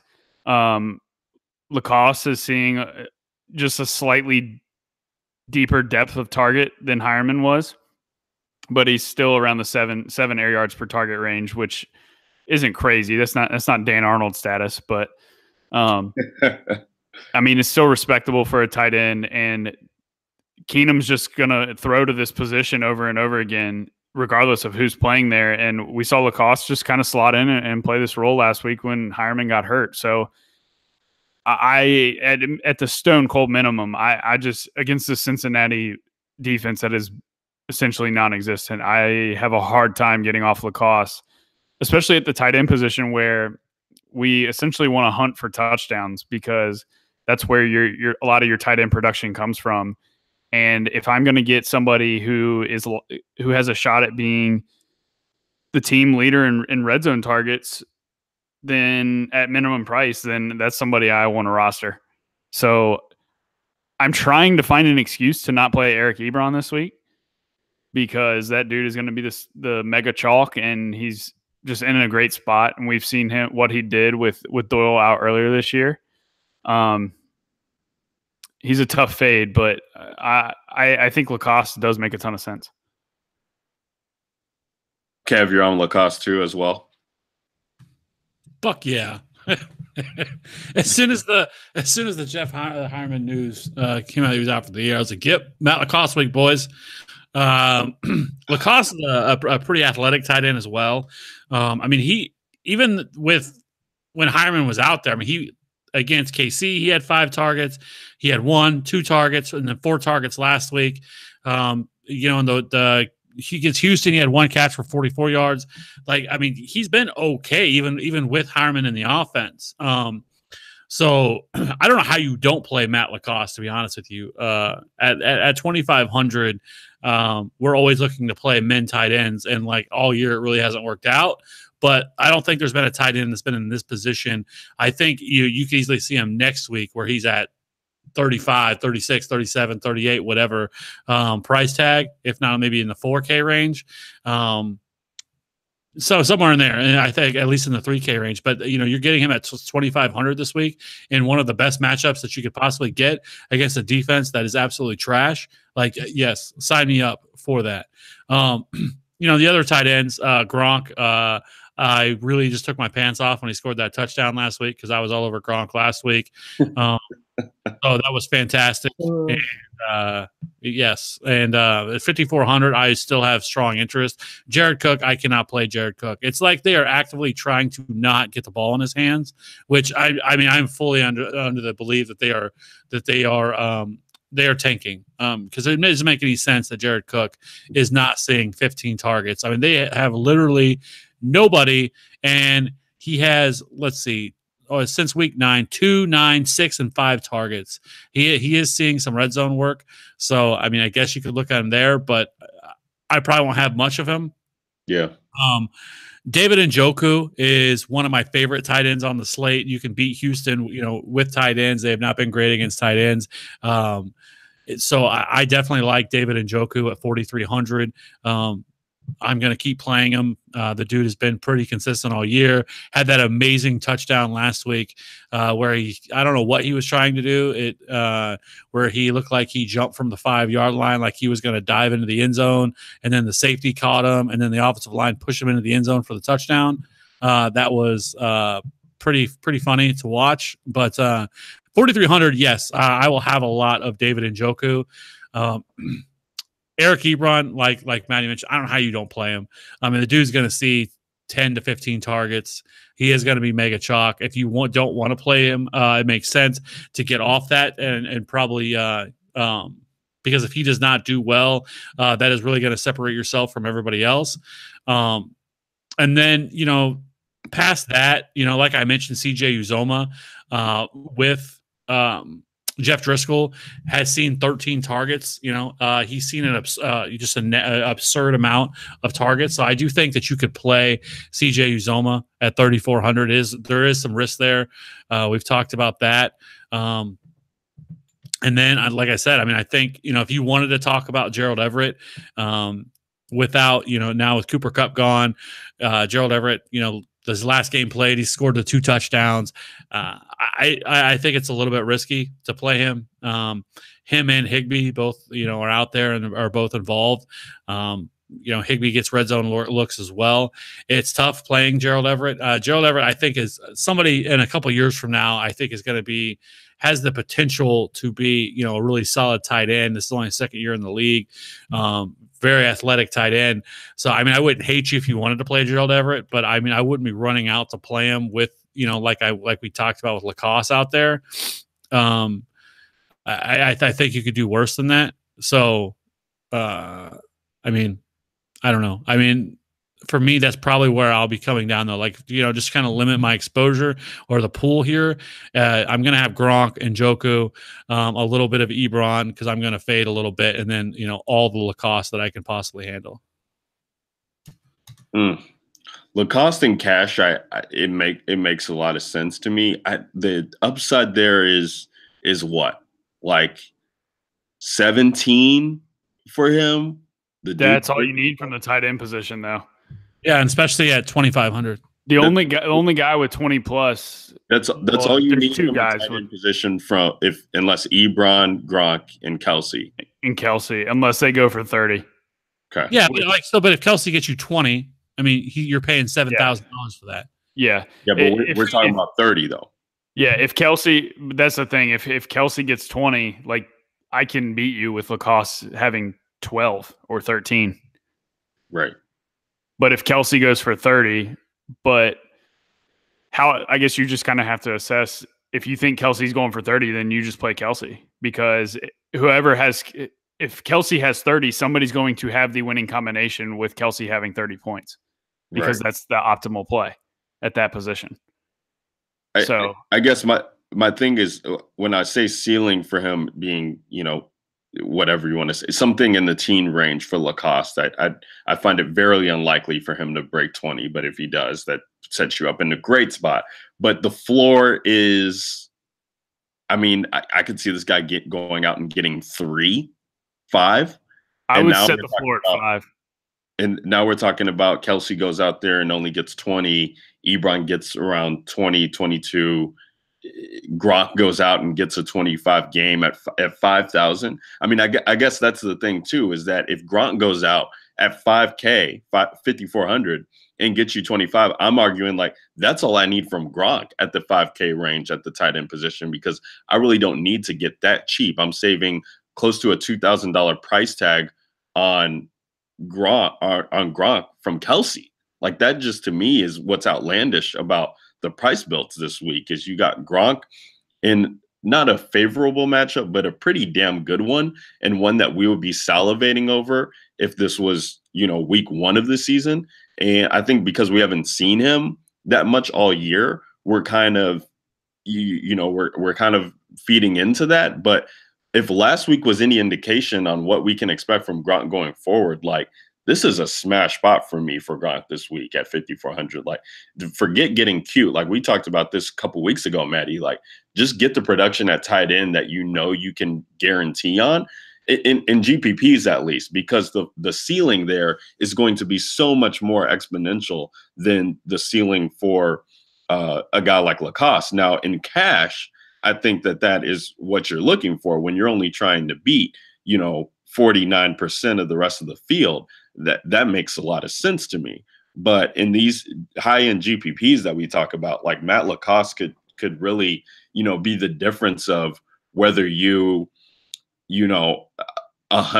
your money or whether you 5x your money in some of these pools, which I think it was important to say. Like, if you're in a 20 max or 150 max and Matt Lacoste doesn't hit, you could, it's tough. And even if he does, pop,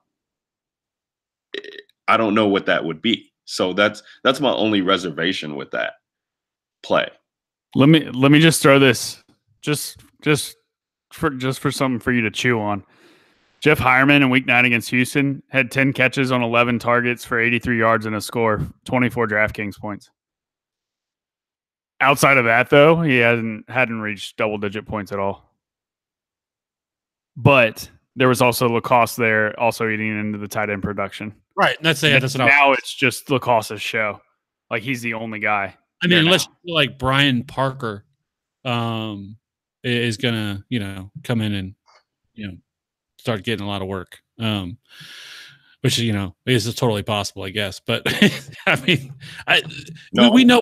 Like, we know Denver, for example. We know Denver, and especially Case Keenum, absolutely loves throwing the ball to his tight end. I think you can almost bank for 5 to 7 targets, I think, for Matt Lacoste. And going against, it is a fantastic matchup to also put that in there as well. It'd be different if they were going up against a team that was really strong against the tight end. They're not. And he's bare minimum. Yeah, 2,500. You get him into your lineup, it opens up so much. Where you can do so much more by playing him. We talked about the Foster from Buffalo, which He's obviously a little bit different, but he's only he may get you 3 or 4 targets if he doesn't take top off the defense at 3,300.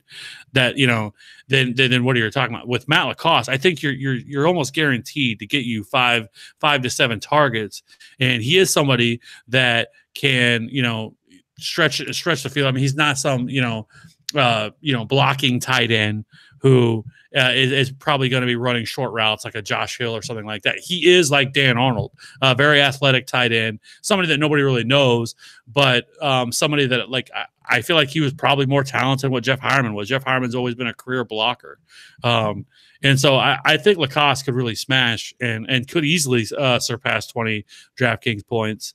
And an offense that now is pretty concentrated because you have Manny Sanders. We didn't talk about Cortland Sutton, but he's at 4,200, who's also definitely in play in this matchup. And like I said, I do think this game has a fair shot at being relatively, seeing some points scored in this game. And if that's the case, barring bad weather in Cincinnati, I don't know how you don't, just attack Matt LaCosse, especially because I feel like that there's all these guys up here that everyone's going to play with Kelsey or Njoku or Ebron.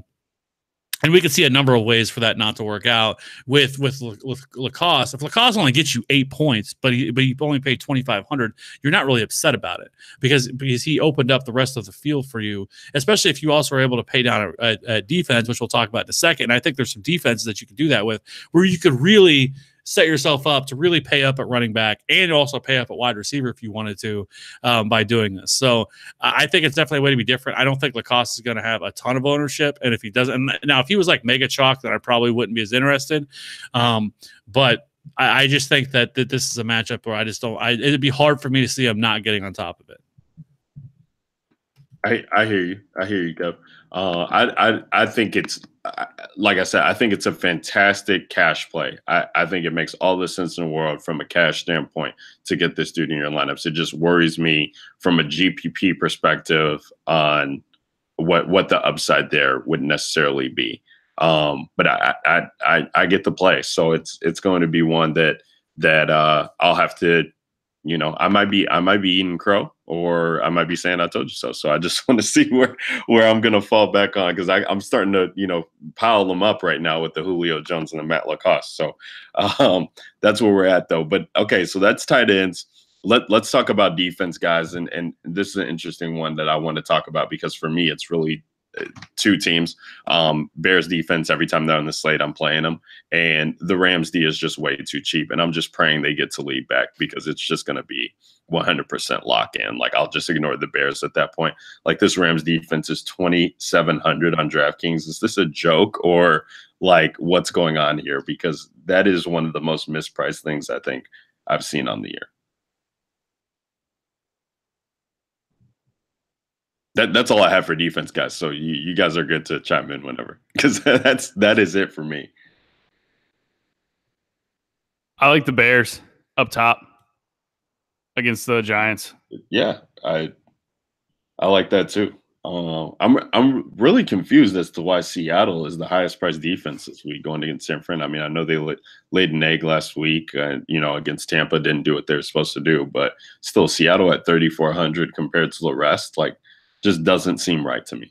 Well, they're also at home, and we know Seattle plays so much better at home. I mean, they've shut down a lot of very, very good offenses at home. So I think that has something to do with it. And then San Francisco, I think the kind of Nick Mullins was a fun story for a week. But as defensive coordinators get more tape on these guys, you start to see where their deficiencies start to show. Yeah. And I think that's kind of what's happening now with him. I definitely think you could play Seattle. I mean, $3,400 is not egregious. It's not like they're 4K or something like that. So I do think you can do that. But I definitely love the Chiefs defense this week. The Chiefs are a very opportunistic defense. I see some turnovers happening in this game, and my man Eric Berry started practicing this week. I've been waiting for it all year, and he started. I doubt he plays in this game, but that doesn't really matter to me. But I would be shocked if he actually played. I don't think, honestly, he plays next week either against the Ravens. I think the smart move would be to hold him out until they play the Chargers, the Thursday night game. I think it's week 15. But anyways, you can definitely play the Chiefs though at 2,500. Yeah, the Chiefs is one I'm going to have to look at too. 2,500. They allowed 42 points to Rams and still put up 11 points on DK. Like, because they're getting opportunities there. That's nice. Eric Berry coming back, I think, would be huge.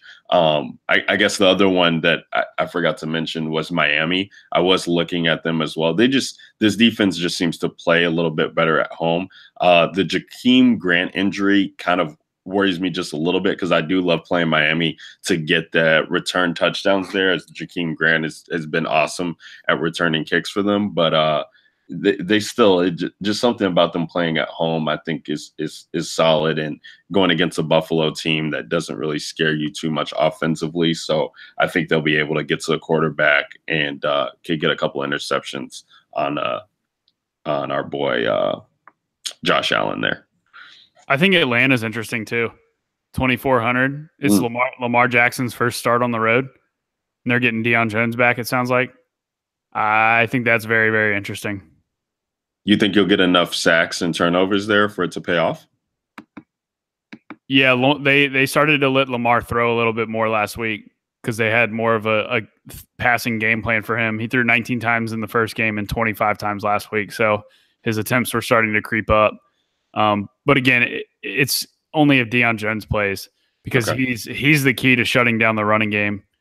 Well, not really shutting it down, but limiting it. Because Atlanta's still going to give up stuff on the ground, but it's not going to be as porous with him in there. But yeah, anytime you get a rookie making his first road start, I think you have to have interest. Fair enough. We had a question in the chat asking about Tennessee against the Jets. They just got roundhouse kicked on Monday Night Football against Houston, but they're 3,000 going against the Jets. The Jets have, been very, very plentiful and grateful to defenses in the past from an offensive standpoint. Would this be a team you guys would consider playing? Absolutely. I think Tennessee's definitely in play. I would probably try to find the extra 300 to get up to the Bears. Yeah. But if you absolutely love your team and you land on 3K, you absolutely can play Tennessee at home. They have a very good defense, and that's how they've been winning games. And I think you can. Well, two things. I mean, I think you could definitely pay down if you didn't want to do that and play the Packers at 2,800 at home against Arizona. We know Josh Rosen has the tendency to turn the ball over, and being at home, I definitely think you could do that. And so, a nice correlation play would be Aaron Jones and the Green Bay Packers defense at 2,800. And then I do think you could play the Colts with Cody Kessler starting at 2,600. I think you could do that. And I think that'd probably be all I'd want to do. I mean, paying down, like significantly down, I mean, there's nothing that really kind of stands out to me. I do want to say you mentioned the Rams and getting Talib back. It sounds like he may be back.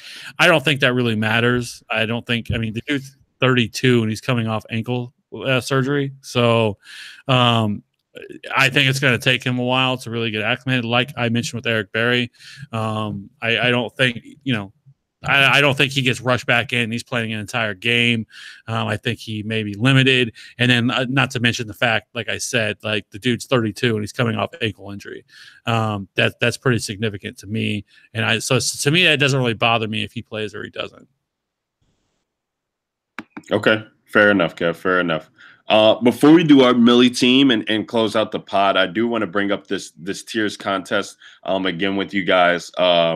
We heard back from Trey here, and Trey had a lot of praise to give to you, Kev. So I'm sure you'd love that, as you're the narcissist of the group and you love when people talk highly of you. But he said you had some great calls there in tiers, and he's going to be using your strategy to go for the highest exposure guys. And I want to look at the tiers this week because it is interesting. The tiers are a way where you can get exposure to that Sunday night game as well. So you're not just stuck with the morning and afternoon games. So we'll just do rapid fire like we did last time, and let me know who you guys love. These first two tiers are going to be quarterback centric. So in tier 1, we got Jared Goff, Cam Newton, Aaron Rodgers, Russell Wilson, Tom Brady.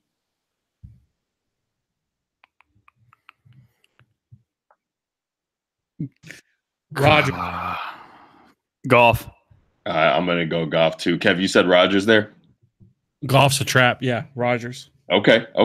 Tier 2, we got Big Ben, Andrew Luck, Kirk Cousins, Deshaun Watson, Phillip Rivers, Jameis Winston, Baker Mayfield, Lamar Jackson. Luck. I'm going Big Ben, I think. I like Big Ben too. Yeah, that's a Sunday night game. I forgot that was in there. I think you got to go Big Ben or Cousins there, or Jameis. I guess. Yeah, because I think Deshaun Watson too. Yeah. This is a tougher tier than tier 1, but for sure. I like Big Ben actually. Now that I think about it, yeah, they're starting to throw the ball more. I think James Conner's getting some wear and tear on his body because he's never carried the ball this many times. And this, this game is huge for playoffs because whoever is kind of, so if the Chargers lose, because both of them now have lost, to the Broncos in each of the last 2 weeks. So whatever team loses this, it can pretty much, if the Chargers lose, they can pretty much kiss the division goodbye, and they're going to be in a wild card spot. And if the Steelers on the other end want a shot at home field advantage, they need this win. So this is a huge game. It's almost like a playoff game. So I do think that Big Ben, that's probably who I'd go with too. Okay. Tier 3, we got Todd Gurley, Adam Thielen, Christian McCaffrey, Tyreek Hill. If you're not playing golf, I'd say Gurley. Otherwise, I'd say Tyreek Hill. Yeah, this is one of the rare times I'd go Gurley. I think I'd go Gurley too, even if you do play golf. I don't know. Hill's got a ceiling though. He's had 3 games over 40 points. Oh, for sure. Yeah, he could. He's a guy who can break the slate. I think it's clearly those two though. I don't think Thielen or McCaffrey have the ceiling of. Yeah, I'm not taking Gurley or Hill here. Well, I'll say this: if Stephon Diggs does not play, then I hate Thielen if Diggs doesn't play. They'll triple team him. It's gonna be ugly. Thielen already had a game this year without Diggs, and he played horrible. It was the Detroit game. He had four catches on 7 targets for 22 yards. That's true. Okay. Anyways. And New England already takes away your number 1 option as it is. Yeah, it'd be much easier for them there. I need Diggs to play if I'm going to load up, especially if I'm playing Cousins too. Right. Like I need a healthy Diggs. I hear you.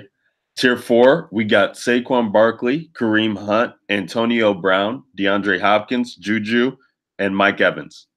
Antonio Brown.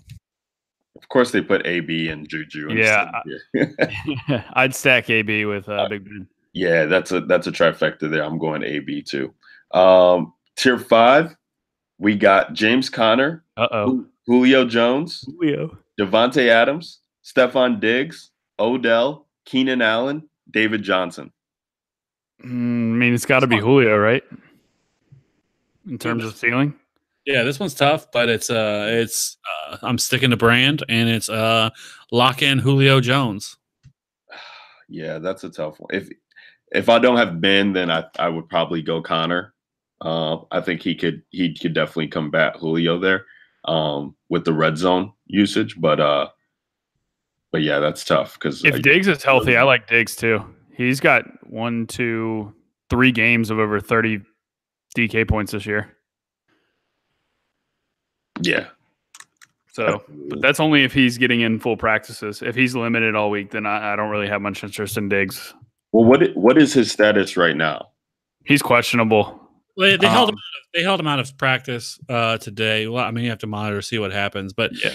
I didn't see anything in the game, that when he last played, that indicated against Green Bay that looked like he was even hurt. So I think they held out Thielen too today. Or he was limited, actually. So yeah, I wonder if it was just kind of a maintenance day for them.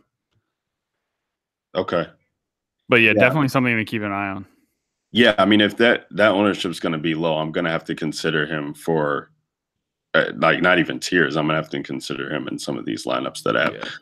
Okay, tier 6, we got Travis Kelce, Joe Mixon, Brandon Cooks, Julian Edelman, Fournette's out, Robert Woods, Aaron Jones, and Nick Chubb.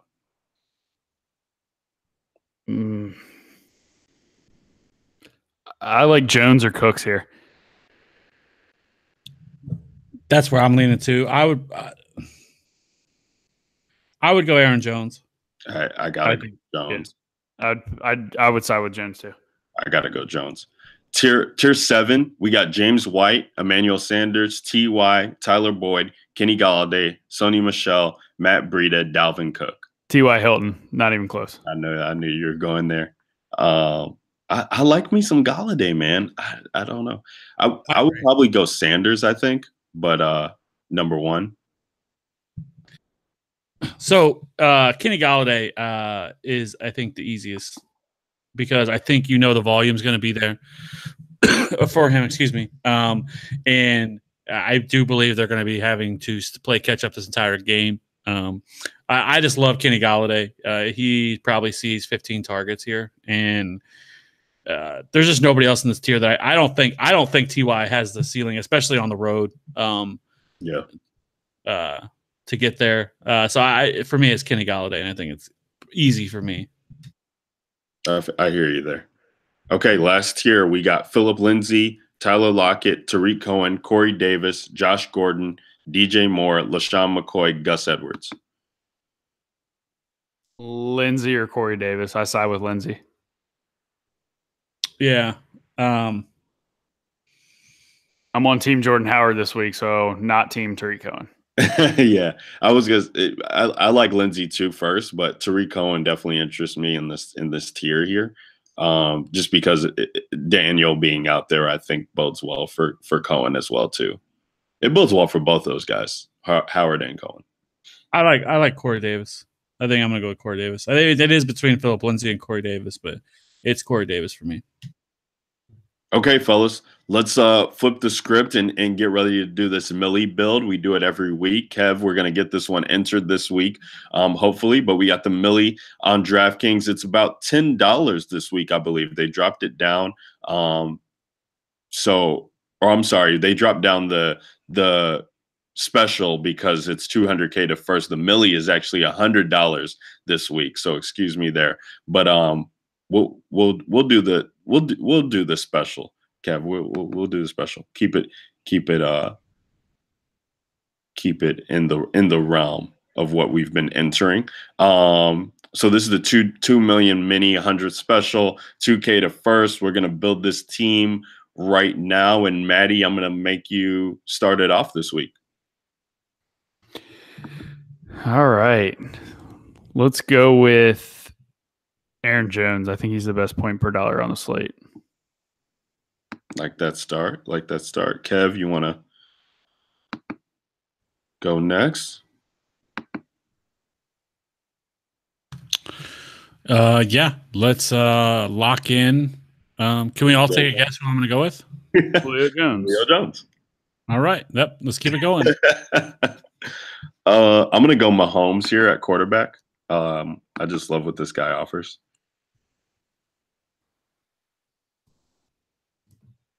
Alrighty. Well, you know what? Let's get weird. Where is he? You gonna do it? I'm gonna do it. You gonna do it? Oh boy! I just gotta find him. I'm putting him in. Robert Foster. Yep, I knew it. 3,300 for Robert Foster there. Pat Mahomes, Aaron Jones, Julio Jones, Robert Foster. Kev, it's on you. Well, then let's just keep it going and keep the dream team alive. And we're going to play Matt Lacoste. Oh boy! There we go. Let's open up some salary. All right. Well, if we're gonna open up this salary here, we got to do something. So.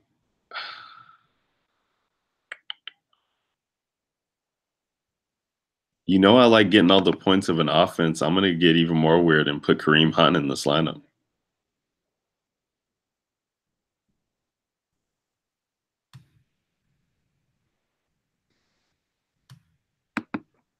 Kareem Hunt and Mahomes have actually been like highly correlated this year.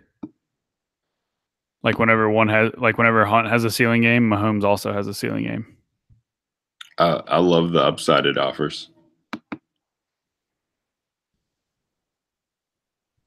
All right. So is it up to me? Yes. Josh Reynolds.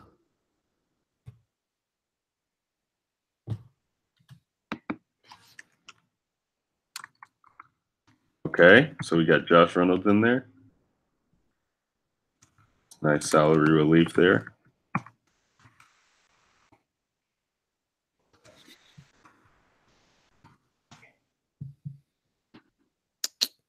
So let's see.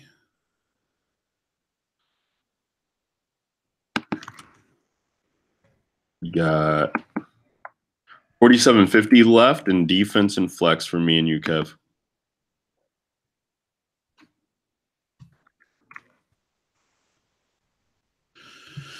Oh man.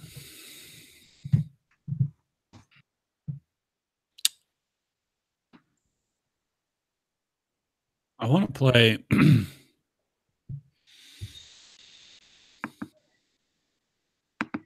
I want to play Kenny Galladay.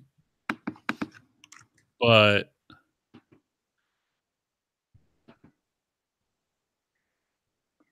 I mean, I'll play Rams D if that's who you want. ooh, what about David Johnson? No, I don't want to do that.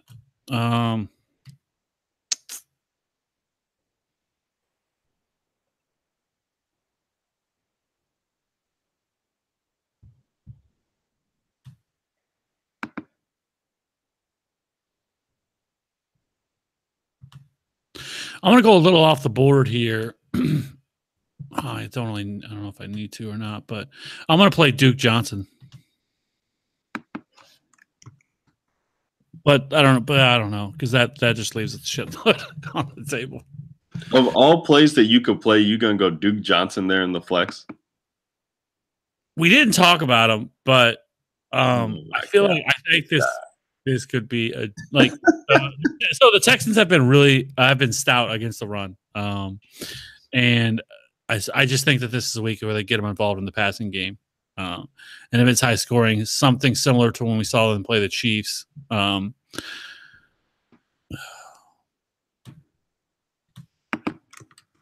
This is unbelievable, Kev. You are something else. All right, I'm playing Tyreek Hill then. Well, how? We don't have anything left. Changing it from Hunt. If you're going to play Duke Johnson, I'm going to upgrade from Hunt to Tyreek.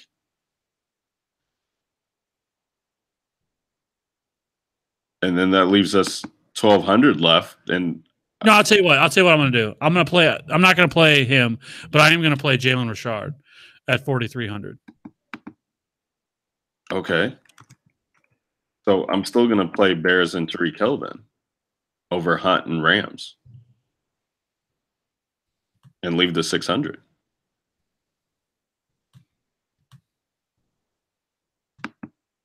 Like the thing about playing Kareem Hunt was to get somebody in the flex who was of mid-tier range because I didn't think we'd have the money to fit Tyreek in. If we have the money, I'm playing him. On what, Chiefs D? And Bears D.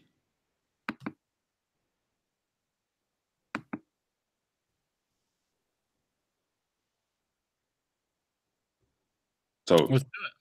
Richard, okay, we're doing it. All right, so we got Pat Mahomes, Aaron Jones, Jalen Richard, Julio Jones, Robert Foster, Josh Reynolds, Matt Lacoste, Tyreek Hill, and Bears Deep. Go ahead and submit that, Kev. This is GPP as you're going to get right there. Every week, I don't think we could out GPP the last lineup, and then Kev has 6,700 left and choose to go with Jalen Richard. So there we are. Robert Foster, can't believe it. He is going to go off this week. I know he is.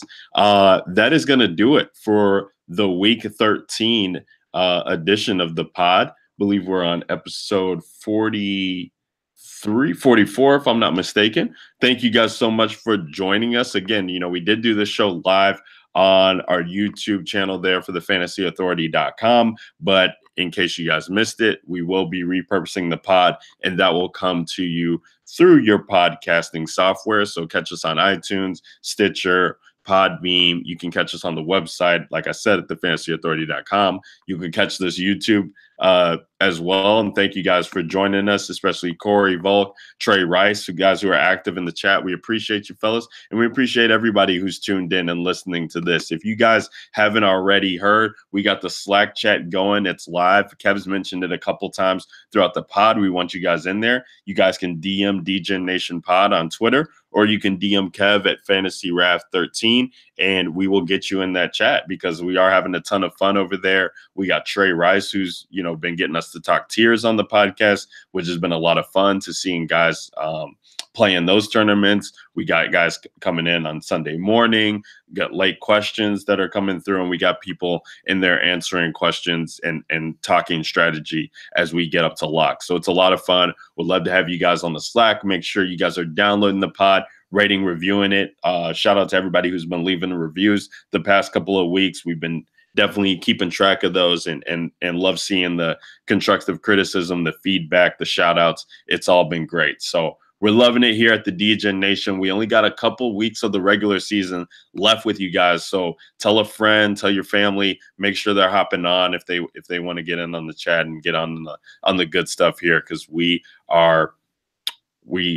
doing it over here. We're ready, we're lit, and we want you guys all joining us. So that's going to do it for this week's edition of the pod. Signing off for Maddie at Maddie_D_30 on Twitter. Signing off for Kevin Steele at FantasyRat13. This is Ryan Williams at RyanAlexander_W on Twitter. And we'll catch you guys next week for week 14. We out. Peace.